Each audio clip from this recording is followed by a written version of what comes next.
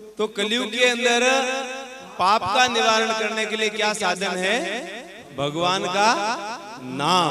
और जितना भी भगवान का नाम लो इतना ही कम है। तो भगवान ने, हम लोग क्या करते हैं, पूरे दिन तो काम करते हैं और एशिया की सबसे बड़ी मार्केट में आप बैठे हो। ये सबसे बड़ी एशिया की मार्केट है, मेटल मार्केट। उसके बीचों बीच आप बैठे हो। तो इस भीड़ भरी जिंदगी और व्यस्ततम कार्यक्रम में भी आपने कल्चर एंड आइडेंटिटी दोनों को छोड़ा नहीं। संस्कृति को आपने नहीं छोड़ा, पुण्य को नहीं छोड़ा, धर्म को नहीं छोड़ा है। इसलिए आज भी अपन इस मध्य रात्रि में भी आराम से यहाँ पर बैठ के भगवान का गुणगान कर रहे हैं। इससे बढ़कर के आपकी और विशेषता में क्या कह सकता हूं। इसलिए बंधुओं, आप विशेष है ही। क्यों? कि हमने, परमात्मा ने इस भारत की पवित्र धरती के ऊपर जन्म दिया। और जिस पवित्र धरती के ऊपर जन्म दिया है वो धरती कोई लल्लू पंजुओं की धरती नहीं है, महाराणा प्रताप और शिवाजी की धरती है। आपको पता होगा, वर्षों पहले विदेश से एक यात्री इस देश के अंदर आया था, घूमने के लिए, भ्रमण करने के लिए आया था, इस देश की भौगोलिक परिस्थिति को देखने के लिए आया है। तो जब वहां से चला है, उस समय उनकी माँ को कहा कि माँ, मैं मेरे भारतवर्ष की भूमि को देखने के लिए जा रहा हूं। तो उनकी माँ ने क्या कहा कि बहुत अच्छी बात है, भारत की धरती के ऊपर जा, लेकिन मेरे लिए एक वस्तु लेके आना वहां से। तो क्या बोलो माँ, क्या लाना है? तो कि भारत देश के अंदर एक राजस्थान नाम का प्रदेश है, और राजस्थान प्रदेश के अंदर मेवाड़ नाम का क्षेत्र है, और मेवाड़ की धरती में एक हल्दी घाटी नाम का स्थान है। उस हल्दी घाटी के स्थान में महाराणा प्रताप जैसे इस धरती के ऊपर जो लड़े हैं, मेवाड़ को कभी परास्त नहीं होने दिया, नीचा नहीं देखने दिया, हिंदू संस्कृति का हमेशा गौरव बढ़ाया है। ऐसे महाराणा प्रताप की धरती से एक मुट्ठी पर मिट्टी पोटले में बांध करके लेके आना, और उस मिट्टी से मैं तिलक करूंगी। ये किसने कहा था? एक विदेशी मान है। अब आप समझो कि हमारी संस्कृति कितनी मान है, हम कितने मान हैं। तो क्या कहा है? तू जो चाहे पर्वत पहाड़ों को फोड़ दे, तू जो चाहे नदियों के मुख को भी मोड़ दे, अमर तेरे प्राण, अमर तेरे प्राण मिला तुझको वरदान, तेरी आत्मा में स्वयं भगवान रे, मनुष्य तो बड़ा महान रे, मनुष्य तो बड़ा महान। तो हमने भारतवर्ष की ऐसी पवित्र धरती के ऊपर जन्म लिया है जहाँ विदेश की माँ कहती है कि इस धरती का तिलक मैं करूंगा। और इस धरती पर बैठे हैं जहां पर महाराजा छत्रपति शिवाजी हुए। इसलिए बंधुओं, अपने आप को कम न समझे। हम ऋषियों की संतान है, गौरवशाली परंपरा के, गौरवशाली इतिहास के लोग हैं। इसलिए बंधुओं, ये धरती कोई कम नहीं है। जिस धरती के ऊपर विदेश से लोग अध्ययन करने के लिए आते थे और पानी मांगने पर दूध दिया जाता था, इसलिए इस धरती को क्या कहते हैं? सोनेरी चिड़कली रे प्यारो मारो देसड़ो, नरवीरारी खान जगत अगवाणी। गीत सुना आपने? किस किसने सुना है? सोनेरी चिड़कली रे प्यारो मारो देसड़ो, नरवीरारी खान जगत अगवाणी रे, ऐसा करके गीत है। तो बंधुओं, ऐसी विशेषता भरी ये धरती है, और उस धरती में हमारे को जन्म लेने का बहुत बड़ा सौभाग्य और गौरव है।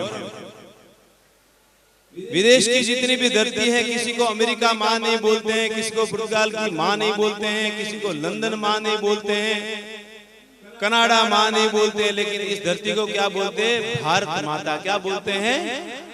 भारत माता। इसलिए हम पवित्र भारत माता के सुपुत्र है। इस बात का हम सबको स्वाभिमान होना चाहिए।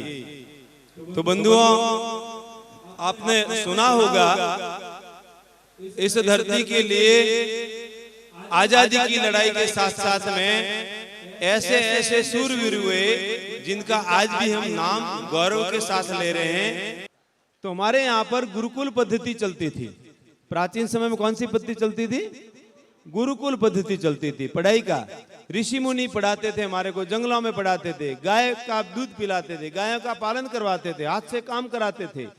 राजा और रंग सब के बच्चे एक ही छत्र छाया के अंदर वृक्ष के नीचे बैठ के पढ़ते थे।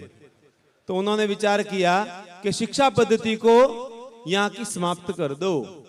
और उन्होंने मैकाले नाम का एक वहां का विद्वान, जो अंग्रेजी विद्वान आया, और मैकाले ने एक शिक्षा के हिसाब से एक तैयार किया, सिलेबस तैयार किया, और मैकाले की शिक्षा पद्धति को देश के अंदर लागू कर दिया। इसलिए भारत देश शिक्षा के क्षेत्र में भी गुलाम हो गया। अब माइंड से भी गुलाम हो गया और शरीर से भी हम लोग गुलाम हो गए। इसलिए बंधुओं, पुनश्च हम लोगों को सबको विचार करना पड़ेगा कि हम दूसरे देश के लोग हैं, वो तो भारत की नकल करके भारत का अनुकरण करते हैं, और हम लोग पाश्चात्य संस्कृति की नकल करते हुए और कहां जा रहे हैं, किस दिशा में हम लोग जा रहे हैं। ये संधि वेला है, परिवर्तन का समय है। आपके पास में पैसा तो है, आपके पास दिमाग भी है, लेकिन सब कुछ होने के बावजूद भी कहीं न कहीं हमारे दिमाग के अंदर गुलामी की बेड़ियों में हम जकड़े हुए हैं। इसलिए बंधुओं, इस देश के अंदर आपने देखा होगा, पानी में बिकने वाले लोग भी आपने देखे, कोई और पैसों से बिकने वाले भी लोग देखे।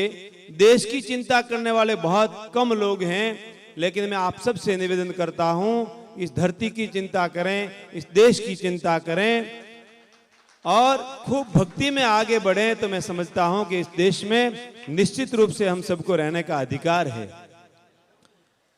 देश और दुनिया के अंदर जितने भी राष्ट्र हैं, सब इस्लामिक अथवा ईसाई मिशनरियों के राष्ट्र है, लेकिन हिंदू राष्ट्र एक भी नहीं है। आप सब जानते हैं हिंदू राष्ट्र एक भी नहीं है। भारत को हिंदू राष्ट्र बनाने के लिए प्रयास किया जा रहा है, लेकिन भारत को जब भी प्रयास किया जाता है तो क्या शब्द आता है बीच में? धर्म निरपेक्षता। ये शब्द आता है ना, धर्म निरपेक्षता। अब यहां जैसे भी प्रयास करते हैं तो यहां तो सर्वधर्म संभाव रहने का अधिकार है सबको। ये वोट की राजनीति में सब चल रहा है। लेकिन मैं आपसे यही निवेदन करता हूं कि अगर हम लोग संगठित नहीं रहे, सांघिक रूप से नहीं रहे, तो हम सबको गुलाम होने में कोई देर नहीं लगेगी। आज भी राजस्थान का एक ऐसा क्षेत्र है जिस क्षेत्र के अंदर हम लोग सुरक्षित नहीं हैं। आपको किसी को पता हो तो बताओ, कौन सा क्षेत्र राजस्थान के अंदर है? वो कोई पता नहीं है। मेवात क्षेत्र जो अलवर के आसपास में पड़ता है ना, मेवात, वहां अपनी बहन बेटियां भी सुरक्षित नहीं है। नॉर्थ ईस्ट के अंदर जाइए आप, पूर्वांचल के अंदर कुछ आसाम का ऐसा हिस्सा है जहां आज भी अपने लोग सुरक्षित नहीं हैं। मैं उस क्षेत्र में रह करके भी आया हूं, आदिवासियों के बीच में भी रह के आया हूं। तो मेरे कहने का भाव ये है कि हम लोग भले ही यहां दिखते हैं कि हम सेपरेट हैं, लेकिन हम लोग भी सेपरेट नहीं हैं, सुरक्षित नहीं है। इसलिए अपने आप को सबल बनाते हुए, खूब समझदारी और ईमानदारी से काम लेते हुए, अपनी संस्कृति को कहीं भी आंच न आवे ऐसा काम करना है, और नशे पते से दूर रहना है हम सबको। ये आफरी, जाफरी, ताफरी, मरपरी, जीवपरी जितने भी है ना, ये पेट खराब करने वाले रास्ते, ये सब छोड़ दो भाई। इतना दूर आने के बाद में भी नशा पता हम साथ में लेकर के आए, गुलामी साथ में लेकर के आए, तो फिर हमारे यहाँ पर पैसा कमाने का कोई औचित्य नहीं है। और आप मत समझना कि हम पैसा कमाते इसलिए मौज उड़ाएंगे, इससे मौज नहीं होती है। मौज है हमारे देश की संस्कृति में, हमारे देश के योग के अंदर मौज है। इसलिए अच्छा भोजन करो, अच्छा रहन सहन हो और जीवन सात्विक बने। हनुमान चालीसा का पाठ करो। शक्तिशाली बनना है, भगवान से प्रार्थना करना, तो हनुमान चालीसा का पाठ करो। हनुमान चालीसा कितने लोगों को याद है? अब देख लो, 1% भी यहां पर नहीं है। 1% भी हनुमान चालीसा वाले लोग नहीं हैं, और हम हिंदू राष्ट्र बनाने की बात कर रहे हैं। और सनातन धर्म का सबसे छोटा से छोटा कोई ग्रंथ है तो हनुमान चालीसा है। कौन सा है? हनुमान चालीसा। और हनुमान चालीसा मुश्किल से 3 से 4 मिनट लगता है पढ़ने में। हनुमान चालीसा हमारे को याद नहीं, गायत्री मंत्र हमारे को याद नहीं, प्रार्थना याद नहीं, आरती याद नहीं, तिलक लगाना नहीं, मौड़ी बांधनी नहीं, शिखा रखनी नहीं, जनोई पहननी नहीं, और भगवान को जल चढ़ाना नहीं, गीता जी का अध्ययन करना नहीं, और हम चले राष्ट्र को हिंदू राष्ट्र बनाने के लिए। भोले कितने लोग हैं हम लोग?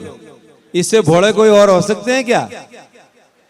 जिनको आप कठोर कह रहे हैं 5 बार नमाज पढ़ते हैं, वो लोग 5 बार भगवान सूर्य को प्रणाम करते हैं, हम लोग 1 बार भी भगवान को प्रणाम नहीं करते हैं।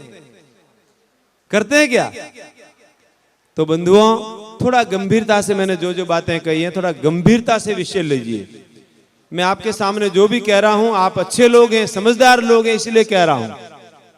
आप मानने वाले लोग हैं, और इस सभा के अंदर 80% युवा टीम बैठी है, और आप लोग जो चाहो वो कर सकते हो। बड़े लोगों से तो अपेक्षा है ही हमारी, लेकिन आप लोगों से सबसे ज्यादा अपेक्षा है।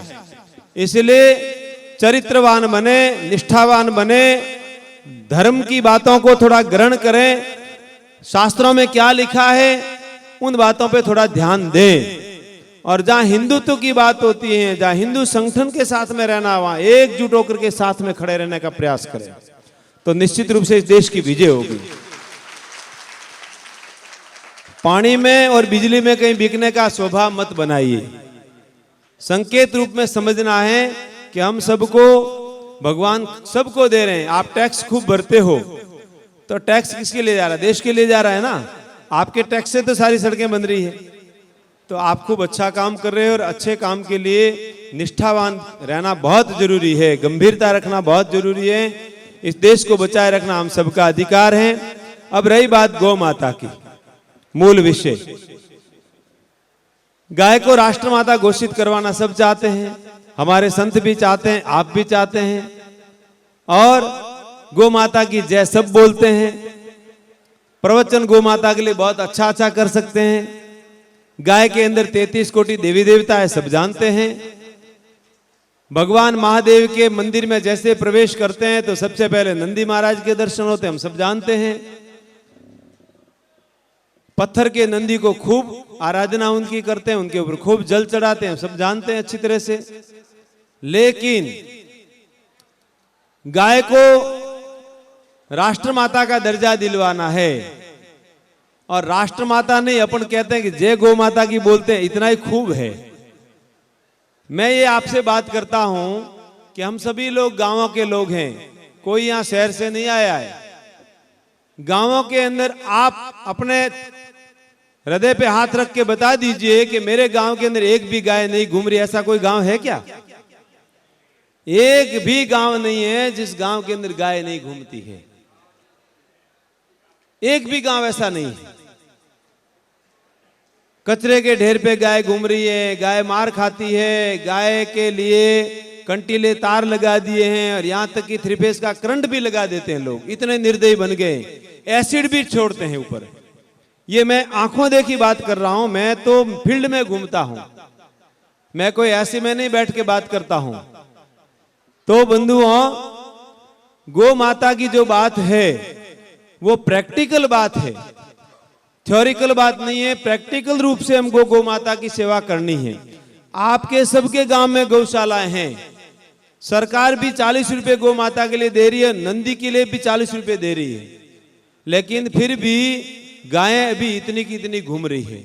उसके पीछे क्या कारण है? कि हम लोगों ने, अब ठीक है आप लोग देशावर में हैं, आपके घर पे कोई करने वाला नहीं है, और करने वाले माता पिता है तो बुजुर्ग हैं, उनसे होता नहीं है इतना। और हम लोग कभी कभार जाते हैं, 12 महीने में 2-4 बार मान लो जाते हैं, तो हमसे तो ये संभव नहीं, नियमितता का काम है। तो जितनी भी गौशालाएं चल रही हैं उन गौशालाओं वालों को निवेदन करो, और पैसा आप लोग सब देते हो, इसलिए आप सभी निवेदन करो कि भाई अपने गांव के अंदर एक भी गाय घूमनी नहीं चाहिए। और नंदीशाला की बात रही, नंदियों की बात रही, तो नंदीशाला के लिए अलग से गवर्नमेंट 12 महीने अनुदान दे रही, 40 रुपए दे रही है। तो 40 रुपए का अगर मान लो 5 किलो चारा नंदी को मिल जाएगा और पानी भी मिल जाएगा तो कम से कम नंदी मार तो सड़क पे नहीं खाएगा ना, एक्सीडेंट तो नहीं होगा, एम्बुलेंस तो नहीं लानी पड़ेगी। तो प्रत्येक गांव के अंदर थोड़ी हिम्मत करिए आप मत समझना कि ये लोग टांग खींच रहे, ये नहीं करने देंगे, वो नहीं करने देंगे, ये तो सब जगह चलता ही रहता है।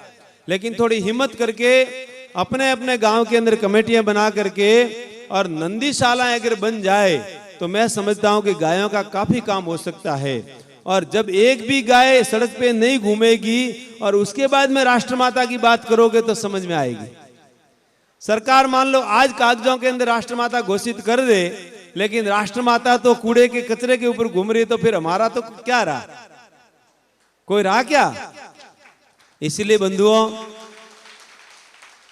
आप सभी लोग जिस गांव में रहते हो उस गांव के अंदर सबसे पहले काम करो, बस और कुछ नहीं करना। अपने गांव का सुधार है वो देश का ही सुधार है। बस अपने गांव को बढ़िया बना दो।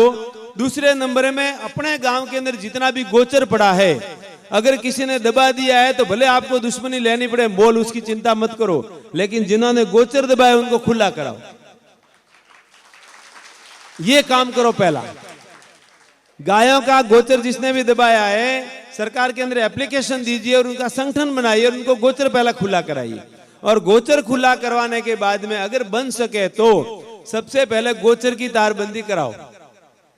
गोचर अगर सुरक्षित हो जाए और गोचर के अंदर पानी की व्यवस्था हो जाए तो जितने भी ये जो घूम रहे हैं गाय और नंदी जो घूम रहे हैं, इनको कम से कम एक जगह तो अपन इकट्ठा तो कर सकें और चारा पानी डालना तो डाल सके।